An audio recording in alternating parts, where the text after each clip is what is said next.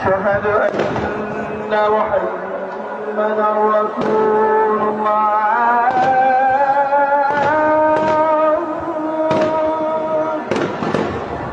أشهد أن محمدا أشهد أن محمدا رسول الله.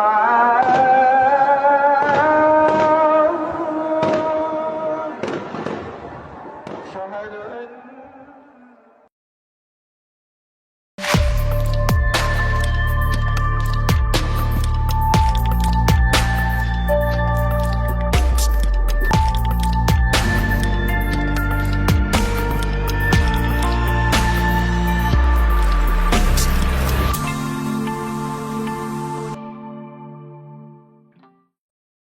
এটা সার্কাস দেখবেন। আঙ্গের ক্ষুদ্রকালে একটা বিখ্যাত সার্কাস আছিল, নাম ছিল দ্য রওশন সার্কাস। সার্কাসে তো হাতি ঘোড়া থাকে, ওগুলো তো দেখবার জন্য যাইতামই, কিন্তু এটার সাথে সবচেয়ে ইন্টারেস্টিং ছিল জোকার। জোকার দেখার জন্য আমরা যাইতাম। জোকার আর পারফর্মারের তফাৎ বুঝেন। জোকার কিন্তু সার্কাসের সব ক্যারিকাচার করতে পারে, কিন্তু শেষে যাইয়া এমন একটা ভজঘট বাঁধায় ফেলে যে সেটা হাস্যকর হয়ে যায়। বিএনপি নির্বাচন চায়, সংস্কার তার মতো করে চায়। এটা করতে গিয়ে সে সার্কাসের মতো কাণ্ড করিছে। আমি কইছি না জোকারের মতো আচরণ করিছে, আপনারা বিচার করেন। সিলেটে বিএনপির একটা সভা করেছেন ওনারা, সেটি মির্জা আব্বাস আবার কইছে সরকার নির্বাচন এড়ায় যাওয়ার ষড়যন্ত্র করিচ্ছে। আবার সেই পুরানো কাসন্দি, আবার ঘুরে ফিরে নির্বাচন। ইলেকশন ফেব্রুয়ারিতে হবে, কথাবার্তা তো হয়ে গেছে, 1 মাস হয়েছে। আবার আমাবস্যার পূর্ণিমার বাতের ব্যথা যেভাবে চেগে ওঠে না, উনকে করে উনাদের নির্বাচনের ব্যথা চেগে ওঠে মাঝে মাঝে। ওই একই মিটিং এ মির্জা ফখরুল সাহেব ছিলেন। উনি আবার কইছে নির্বাচিত সরকারের চেয়ে কোন সরকার শক্তিশালী হইতে পারে না। জিয়া রহমানের যে সরকার আছিল, জিয়া রহমান যখন ক্ষমতায় না, ওটা কি নির্বাচিত সরকার ছিল? ওটা শক্তিশালী সরকার ছিল না? কি কয় আর কি না কয় তার কোনো ঠিক ঠিকানা নাই। তা আচ্ছা, যাই হোক, কেমন শক্তিশালী সরকার তৈরি করবে বিএনপি, ওটাই তো ক্ষমতা তেসপি, তাই না? সবাই মনে করিচ্ছে। আমি মনে করি কিনা সেটা বড় কথা না, অনেকেই মনে করে আর কি। তো বিএনপি কেমন শক্তিশালী সরকার তৈরি করবি, এটার একটা স্যাম্পল দেখি। হ্যাঁ, আসেন দেখি বিএনপি কেমন শক্তিশালী দল। আসেন, এডিটর সাহেব এটা দেখান। এই চুপ, একদম চুপ প্লিজ। একটা কথা বলে আমি বের হয়ে যাবো এখান থেকে, প্লিজ প্লিজ। সবাই চুপ করে থাকেন, ধন্যবাদ। চুপ করেন প্লিজ। আপনারা বসেন না ভাই, আপনারা বসেন, এভাবে জোরটা করতে পারেন না, আপনারা নিজেরা বসে যান। যে নির্বাচিত সরকারের চাইতে শক্তিশালী কোন সরকার হতে পারে না।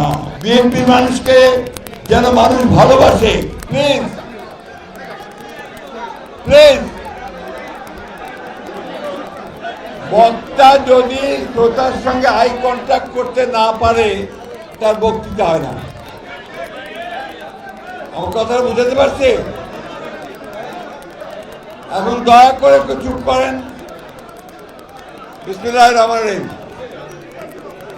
সিলেট আমার পূর্ণভূমি। সিলেট যখনই আমি সুযোগ পাই, এই চুপ, একদম চুপ প্লিজ। দেখেছেন, নিজের মিটিং এর কর্মীরা কথা শুনে না, বক্তৃতাই দিবার পারে না, আর শক্তিশালী সরকার বানাবি। শখ আছে ভালোই, অনেক সময় না কুজে লোকের না শীত হয়ে শখ হয়, বুঝছাও? তো ওনারা শীত হয়ে শুবার পারবে কিনা জানি না, ভবিষ্যৎ কইতে পারবে। যাই হোক, আর একটা ইস্যু নিয়ে কথা বলি, প্রফেসর ইউনূসের সংস্কার কমিশন নিয়ে। আমি ইচ্ছা করে এগুলো নিয়ে কথা কই নাই, কারণ আগে দেখি তারা কি অশ্বডিম্ব প্রসব করে, তারপর কমু এটা ভাবিছিলাম। তো ডিম্ব তো প্রসব করা শেষ, তো এখন কওয়া যায়, তাই না? প্রফেসর ইউনূসের সরকার তো সংস্কার করার জন্য টাইম চায়। তো প্রফেসর ইউনূস স্যার যাকে দায়িত্ব দিচ্ছেন সংস্কার করার জন্য, তারা কেমন রাষ্ট্র বুঝিছেন না একটু দেখি। স্যাম্পল দেখবো একটা আজকে, এটা দেখবো আর কি, বেশি না। বেশি দিলে হার্টফল করতে পারে। আসেন আল্লাহর নামে শুরু করি। তো প্রফেসর ইউনূস স্যার তো অনেক সংস্কার কমিশন করেছিলেন, আমরা স্যার দেখলাম। আমি প্রথম দিকে অনেকগুলো ভিডিও করেছিলাম এই নিয়ে যে আসলে সংস্কার কোন লক্ষ্যে পরিচালিত করতে হবে, কোথায় কোথায় কি সংস্কার করা যায়, এগুলো নিয়ে করেছিলাম। তো ওগুলো আবার কেউ দেখে না। তো ওই যে মানে সুশীল হইলে একটু বেশি লেখাপড়া শিখলে না আমার ভিডিও আবার দেখে না, বুঝছাও। তো যাই হোক, ওদের তো দেখে নাই আর কি। অনেক বড় বড় রিপোর্ট দেখলাম জমা দিছে সবাই। তো এ পুরা কষ্ট করলে পানি পড়ে যাবে স্যার, আমি আগে কয়ে দিলাম। হ্যাঁ, কারণ কেন সংস্কার করে আমরা কি হাতি ঘোড়া করব, কি অর্জন করতে চাই, এই ধারণাটা পরিষ্কার ছিল না কারো কাছে, যাদের দিয়ে করেছেন আর কি সংস্কার কমিশন। তো আমি এভাবে কথা বলতে চাই না, বললেই যে বলবেন যে বলছে কইবে আপনি সব জানতা, যাই না বসে আছেন। আমি সব জানি না, সব জানতা খোদা তালা। তো কেউ কখনো নিজেকে সব জানতা বলে দাবি করে না, কিন্তু আমি যে কথাগুলো বলি সেগুলো তো খণ্ডাইতে হবে, তাই না? খণ্ডাইবেন না, আমলেও নেবেন না, তাইলে তো হবে না স্যার। নারী কমিশন কি কাম করিছে সেটা পাবলিক দেখিছে না স্যার? আপনারা দেখেন নাই বলেন নারী কমিশন কি কাম করিছে? তো এই যে কমিশন গুলা, এরা যে কি বুঝে আর কি প্রডিউস করে সেটা তো আপনারা দেখিছেন। আসেন আজকে আলাপ করি নির্বাচন কমিশন, সংস্কার কমিশনের আলাপ নিয়া। হ্যাঁ, ভাইবেন না অন্যরা ছাড় পাবেন। হ্যাঁ, ছাড়বো না কাউরে। হ্যাঁ, আমি যখন ধরি কচ্ছপের মতো কামড় দিয়া ধরি, বুঝাও। বাঙ্গুয়ে লিটারের জায়গাটা ভালসুন, এটা বুঝবার পারবেন আজকে। এইগুলো কিছুই বুঝে না, কিন্তু ভাবেই আমরিয়া বিশাল বড় বড় রিপোর্ট দিছে, বুঝছাও। হ্যাঁ, তো যেন আমরা কই সবাই মিলে যে যা তুই পারু, তুই লারু, তোর নানির নাম জহরা, তাই তোর তো মহড়া। হ্যাঁ, এই যে নির্বাচন কমিশন সংস্কারের সুপারিশ দিছে না। হ্যাঁ, স্যার আপনার কই, আপনি তো নিয়োগ দিছিলেন সবাই রে, কোথাও লিখিছে যে সুপারিশ কেন করিচ্ছে?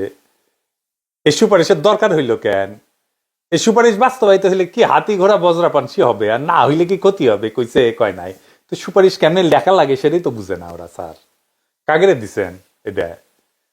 দেখেন, এটা ফর্মুলা দিছে, ফর্মুলা দিছে যে দলের প্রধান আর প্রধানমন্ত্রী আলাদা মানুষ হবে, মানে রাষ্ট্রের নির্বাহী আর দলের প্রধান আলাদা হবে। কেন হবে? কোনো ব্যাখ্যা নাই। কিন্তু তাতে কি হবে? কোনো হবে না। আর এটা সোভিয়েত ইউনিয়ন হবে, রাষ্ট্রের প্রধান হিসেবে একজন কাঠের পুতুলকে বসাবে, আর দলের প্রধান থাকবে দলের প্রধান। এ স্ট্যালিন না, এটা করতে পারে। সোভিয়েত ইউনিয়নের প্রেসিডেন্ট কিন্তু স্ট্যালিনের সময় অন্য কেউ ছিল, ওই স্ট্যালিন কলে প্রেসিডেন্ট ছিল না, এটা জানেন? স্ট্যালিন ছিল পার্টি প্রধান আর অন্য কেউ ছিল প্রেসিডেন্ট। ঠিক যেমন এই কমিশন প্রস্তাব করেছে, বুঝছাও। স্ট্যালিন ওইরকম কাঠের পুতুল একজনকে প্রেসিডেন্ট বানাইতো, তারে কেউ চিনত না, কেউ পাত্তাও দিত না, বুঝতো না। আর নিজে থাকতো জেনারেল সেক্রেটারি, পার্টির জেনারেল সেক্রেটারি। এই যে মিখাইল কালিনিন, উই ছিল প্রেসিডেন্ট 1919 সাল থেকে 1946 সাল পর্যন্ত প্রেসিডেন্ট ছিল, বুঝছাও।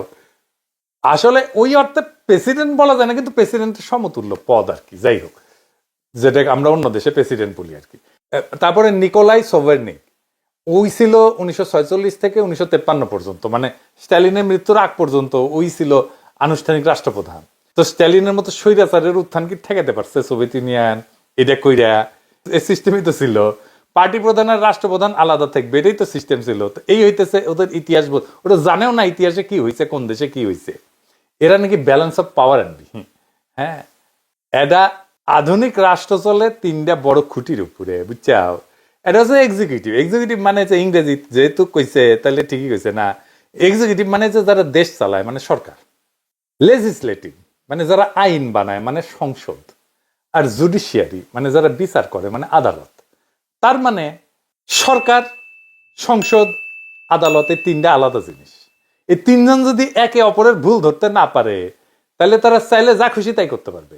আর এই জন্যই দরকার হয় সেকেন্ড ব্যালেন্স, মানে একে অন্যের উপরে নজরদারি করবে। এটাই হইতেছে সেকেন্ড ব্যালেন্স। তো সমস্যা কোথায়? সমস্যা হচ্ছে বাংলাদেশ সরকার, সংসদ, এই দুইটা একই নির্বাচনে ঠিক হয়ে যায়। বুঝছো? যে দল নির্বাচনে যেতে সে ধর সরকার চালায়, সংসদেও সে সরকার সংখ্যাগরিষ্ঠ হয়। ফলাফল হয় কি? সরকার যা খুশি তাই করতে পারে, যেমন বাজেট পাস, ট্যাক্স বসানো, আইন বানানো, কোনো বাধাই নেই কেন। কারণ সংসদও তো তাদের নিজেদের লোক দিয়ে ভর্তি। তো তাইলে এটা কিসের সেকেন্ড ব্যালেন্স হইল? এটা তো হইলো আপনি নিজে বিচারক, নিজে অভিযুক্ত, নিজেই মুক্ত। আসেন এটা দেখি অন্যরা এটা কেমনে করে। আসেন আমি যেটি থাকি ফ্রান্সের, এই ফ্রান্সের একটা এক্সাম্পল দিই। ফ্রান্সের প্রেসিডেন্ট ছিল চার্লস দ্য গল। 1958 সালে নতুন সংবিধান করলেন। উনি বললেন রাষ্ট্রপতি আলাদাভাবে নির্বাচিত হবে, সংসদ সদস্য আলাদা নির্বাচিত হবে, দুইজনের ক্ষমতা আলাদা, হিসাবও আলাদা। ফলে একে অন্যকে সেকেন্ড ব্যালেন্স করতে পারে, কেউ কাউকে পুরোপুরি নিয়ন্ত্রণ করতে পারে না। ফ্রান্সের আগের সিস্টেম করলে আমাদের মতো ছিল, বুঝছাও, কেমন কাম করতো না, ডিসফাংশনাল ছিল। এটা দল সবকিছু কন্ট্রোল করে ফেলতো আর দেশ অচল হয়ে যেত। চার্লস দ্য গল সেটা ভেঙে দিছিলেন। আমেরিকার এক্সাম্পল দেখেন, প্রেসিডেন্ট আলাদা নির্বাচিত হয়, সংসদের 2 কক্ষ, সিনেট আর হাউস, তাও আলাদা ভোটে। এমনকি প্রেসিডেন্টের মেয়াদের মাঝামাঝি সংসদের নির্বাচন হয়, বুঝছাও। মানে প্রেসিডেন্ট আর সংসদ কেউ কারো চাকর না, একজন আর একজনকে নিয়ন্ত্রণ করে। আর বাংলাদেশের এক্সাম্পল দেখেন, একবার ভোট হইলে সংসদও হয়, সরকারও হয়, সরকারের ইচ্ছাতে সংসদ চলে। তাহলে সংসদ আর আলাদা কি? এটা তো তাহলে সরকার একটা জি হুজুর অফিস, তাই হয়েছে। তাই বাংলাদেশের সরকার যা চায় তাই হয়। যেই দেশে একটা ভোটে সরকার ঠিক হয়ে যায়, একটা ভোটে সব ঠিক হয়ে যায়, সেখানে কোনো বালসালের সেকেন্ড ব্যালেন্স হবে না। এগুলো বুয়া কথা, বুঝেই না কেমনে সেকেন্ড ব্যালেন্স করতে হবে। এরা একটা আইডিয়া দিছে, উচ্চ কক্ষ। এটা বিএনপিও করে চায়। বিএনপির 31 দফা স্পষ্ট লেখা আছে, উচ্চ কক্ষতে থাকবে এলিটেরা, মানে সাংবাদিক থাকবে, সাহিত্যিক থাকবে, ডাক্তার থাকবে, ইঞ্জিনিয়ার থাকবে, প্রফেসর থাকবে এরা। তো এটা ইংল্যান্ডে আছে, তারেক রহমান দেখিছে এটা, ইংল্যান্ডে উনি থাকেন, তাই এটা আনাই লিখবি। দেখবেন আছে প্রস্তাবে ইংল্যান্ডের NHS এর মতো করে স্বাস্থ্য ব্যবস্থা করবি ওরা। তো দেখিছে এটা করাই লিখবি। হ্যাঁ, বুঝছাও, টিনেজার পোলাপান আছে না, ওরা ডাক্তার দেখলে কয় এটা মুই হোম, ইঞ্জিনিয়ার দেখলে কয় এটাও মুই হোম, আর সিনেমার নায়ক দেখলে কয় এটা মুখ হবাই হবে। তা বিএনপি যেটা দেখিছে সেটা তাকে হবাই হবে, বুঝছাও। আসেন আমরা দেখি উচ্চ কক্ষ কেমন ভালসুনের মতো একটা বালসাল আইডিয়া দেখি। আসেন, এই আইডিয়া বাংলাদেশে সবার প্রথমে দেয় যশোরে সিরাজুল আলম খান। সিরাজুল আলম খান আমার আগের এপিসোডে দেখেছেন চিত্তরঞ্জন সুতার, রয়ের এজেন্ট, ওর শিষ্য ছিল। এরপরে জাসদ এটা পূর্ণ উদ্যমে প্রচার করতে থাকে। এরপর আর এক জাসদ ভারতীয় দালাল আসমর বিভিন্ন টক শোতে তাদের এই আইডিয়া প্রচার করতে থাকে। আপনারা দেখেছেন 2011 থেকে 16 সালের মধ্যে ওই টিএসসি থেকে সাঙ্কারপুল যাওয়ার সময় রাস্তার পাশের দেয়ালে জাসদের এই উচ্চ কক্ষের বিশিষ্ট সংসদের দাবিতে গ্রাফিতি আকারে লেখা থাকতো। আর বিএনপি কিনা সেই ইন্ডিয়ান দালাল জাসদের প্রোগ্রামকে নিজেদের পলিটিক্যাল ম্যানিফেস্টোতে ঢুকাইলেও, কেন ঢুকাইলেও কোনো ব্যাখ্যা নাই।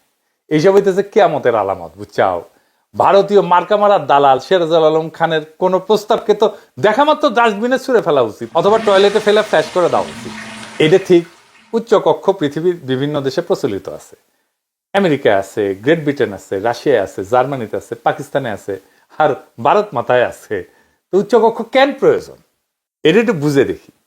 আমার আগের এপিসোডে করলে আমি এটা ব্যাখ্যা করেছিলাম, তারপরে আরেকবার একটু বুঝে দেখি। এটা তখনই প্রয়োজন যখন রাষ্ট্রের আইনসভায় সরাসরি জনগণের ভোটে নির্বাচিত সদস্য ছাড়াও অন্য সদস্যদের প্রয়োজন হয়। কারা সেই অন্য সদস্য? America, Russia, Pakistan, Germany, Bharat মাতা সব দেশে হচ্ছে ফেডারেল সরকার ব্যবস্থা। অর্থাৎ দেশগুলা অনেকগুলো স্টেট, প্রভিন্স বা প্রদেশের সমষ্টি। ফেডারেল সরকার খালি যেসব পাওয়ার তাদেরকে দেওয়া আছে সেসব নিয়ে ডিল করে, যেমন প্রতিরক্ষা, পররাষ্ট্রনীতি ইত্যাদি। সেই সব দেশে সরাসরি জনগণের ভোটে নির্বাচিত সদস্য ছাড়াও রাষ্ট্রের স্টেক হোল্ডার হিসেবে প্রদেশগুলোকে ধরার কারণে স্টেটগুলাও তাদের প্রতিনিধি পাঠায় আইনসভায়। স্টেটস অথবা ফেডারেশনের সদস্যদের পাঠানো সদস্য দিয়ে গঠিত হয় আইনসভার উচ্চকক্ষ। আর গ্রেট ব্রিটেনে অ্যারিস্টোক্র্যাট আর চার্চ অফ ইংল্যান্ডের বিশপরা উচ্চকক্ষের সদস্য, কারণ তারা ঐতিহাসিকভাবে গ্রেট ব্রিটেনের রাষ্ট্র কাঠামোর গুরুত্বপূর্ণ স্টেক হোল্ডার। একটা সিরিয়াল আছে ডাউনটাউন এবে, যে কোনো বিল উভয় কক্ষে পাশ করা লাগে আইন হতে হইলে। অর্থাৎ উচ্চ কক্ষ নিম্ন কক্ষের পাঠানো বিল ওভাররুল করে দিতে পারে অথবা পাল্টাই দিতে পারে। এন্ড বাংলাদেশ কি ফেডারেল রাষ্ট্র বলেন তো? এটা একটা ইউনিটারি রাষ্ট্র। এখানে ওই যেগুলো রাষ্ট্রের কথা বললাম ওই রাষ্ট্রগুলোর মতো বড় ডাইভার্স প্রদেশ বা স্টেট নাই, যাদের নিজস্ব আলাদা আলাদা এক্সিকিউটিভ আছে, আইনসভা আছে, জুডিশিয়ারি আছে, তা তো না। তাহলে বাংলাদেশের উচ্চ কক্ষের কি প্রয়োজন বলেন তো? কোনো প্রয়োজন নাই। ক্ষুদাই খালি খালি জনগণের টাকা এদের পালতে, এদের খরচা করতে হবে, এদের বেতন দিয়ে পালতে হবে না।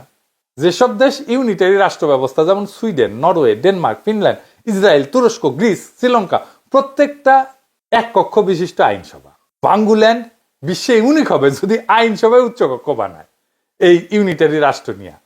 খালি জাপানে একটা ইউনিটারি রাষ্ট্রের 2টা কক্ষ আছে, কারণ জাপান একটা কনস্টিটিউশনাল মনার্কি। কিন্তু সেখানে 1869 সালে জাপানের সম্রাট মেইজির নেতৃত্বে সামুরাইদের বিরুদ্ধে মেইজি বিপ্লব হওয়ার পরে জাপানের সম্রাট গ্রেট ব্রিটেনের মতন করে একটা অ্যারিস্টোক্রেসি তৈরি করে যারা উচ্চকক্ষের সদস্য হইত। এটা তাদের ইতিহাসের সাথে যুক্ত। এই ধারা চলে এসে আজকে জাপানের গ্রেট ব্রিটেনের মতো দুইটা কক্ষ। বাঙ্গুল্যান্ডে তো কনস্টিটিউশনাল মনার্কি না, অ্যারিস্টোক্রেসিও না, তো তাইলে কেন উচ্চকক্ষ? এটার তো ব্যাখ্যা নাই কোনো এদের কাছে।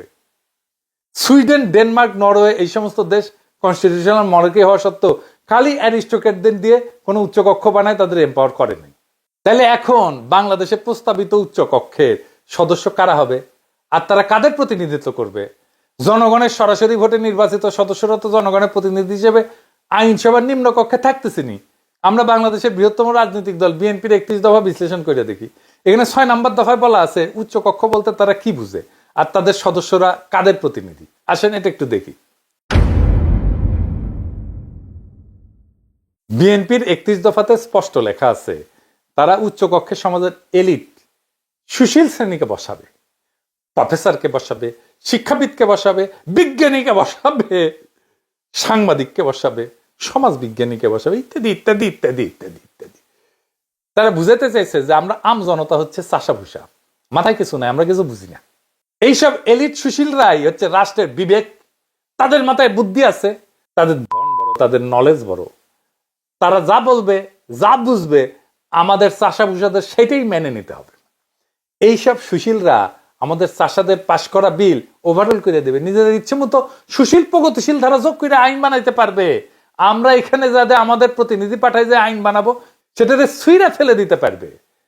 এইটা দিয়ে আর বোঝানো হয়েছে আওয়ামী লীগ আমজনতার সরকার ছিল, কিন্তু আমজনতার সরকার থেকে ফ্যাসিস্ট হয়ে গেছে। এর উপরে যদি আওয়ামী সুশীল থাকতো তাহলে ওদেরকে লাইনে আনবার পারতো। কিন্তু আওয়ামী ফ্যাসিবাদ কে প্রতিষ্ঠা করছে? আওয়ামী সুশীলরাই প্রতিষ্ঠা করছে। আওয়ামী লীগের নর্মাল কর্মী সমর্থক যতটা উগ্র, আওয়ামী লীগ সুশীলরা তার চেয়ে শতগুণে উগ্র। মতি মাহফুজ, জাফর ইকবাল, শাহরিয়ার কবির, সুলতানা কামাল, মুনতাসির মামুন, অমি পিয়াল, নিঝুম মজুমদার, মুন্নি শাহ, সন্তোষ শর্মা, যত নাম আছে সব কয়টা ভয়ঙ্কর লেভেলের উগ্র চেতনাজীবী। আর এই সমস্ত আওয়ামী সুশীলেরা না থাকলে আওয়ামী লীগ কখনোই এত উগ্রতার দিকে যাইতো না। এরাই আওয়ামী ফাঁসিবাদের বয়ান তৈরি করেছে এবং এর ভিত্তি তৈরি করেছে।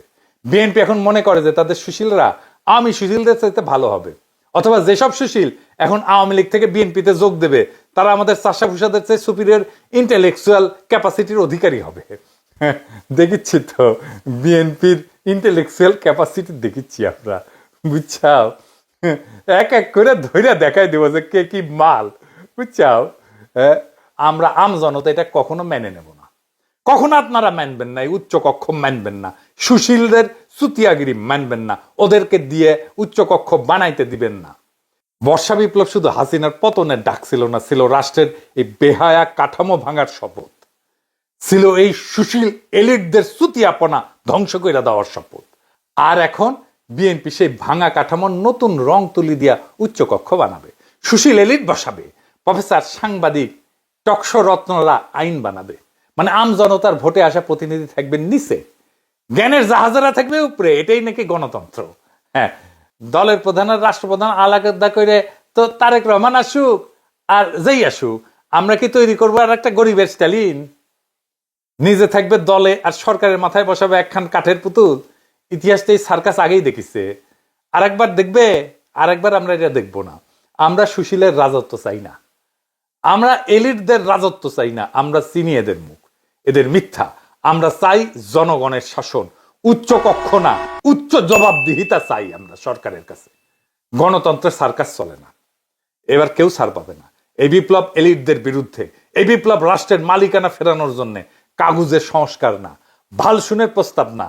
আমরা চাই জনগণের রাষ্ট্র, সে যেন বুঝে আমি প্রজা না, আমি দাস না, আমি রাষ্ট্রের মালিক। সেই শক্তি, যেই সংস্কার জনগণকে দিতে পারবে সেটাই আসল সংস্কার। আজ সেই সংস্কার করার সুযোগ ছিল, হেলায় হারাইলাম। তবে আজ না পারি, এক সময় না এক সময় আমরা সেটা অবশ্যই করব। সেই দিন হবে জনগণের প্রকৃত মুক্তি, প্রকৃত বিজয়। সেই লড়াইয়ের পথ থেকে কখনো সইরেন না।